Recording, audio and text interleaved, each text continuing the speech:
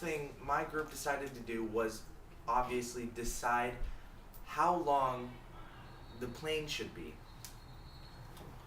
So what we did was we took 3 2-liter bottles and we determined we were thinking about why we had to spread them out, and the reason we came up with is because we have to spread out the center of mass and the center of pressure out as much as possible in order to gain a lot more balance.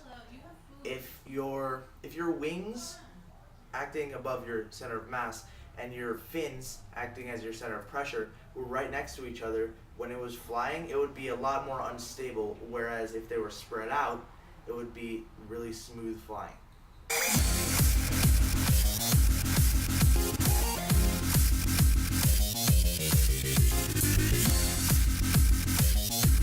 For the second step my group and I took in creating our plane, we had to design and put on the wings. Okay, so all these things we were taking into account were where the wings were going to go in the first place before we even decided what they were going to look like.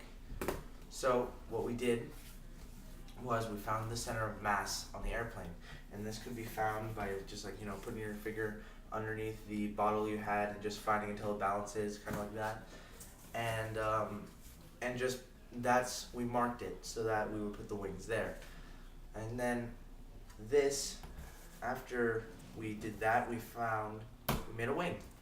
So this is the kind of design we had right here. You can see the pencil outline all over here, and it goes this way. I remember hearing that the length of the 2 wings have to be at least equal to the length of the airplane.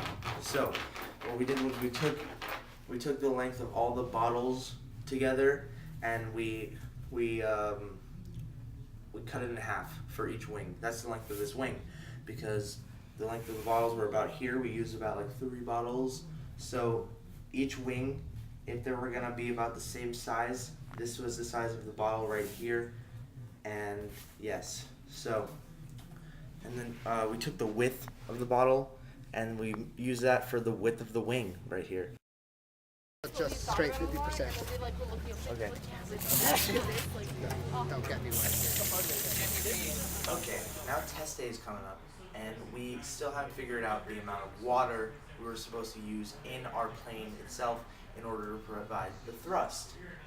Okay, so we know Newton's second law, and that's force equals mass times acceleration.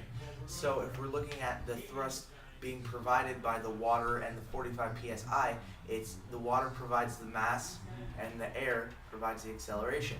What we decided was we would put 50% water inside of there just to have an equal balance of the percentage of mass and the percentage of air inside of the tank.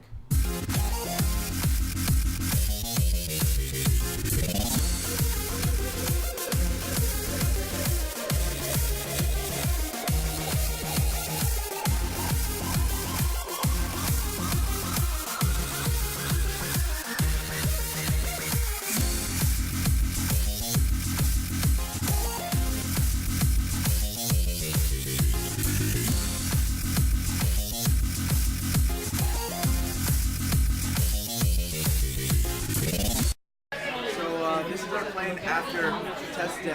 It's pretty good, very in shape. The nose of the bottle is still unbroken, surprisingly.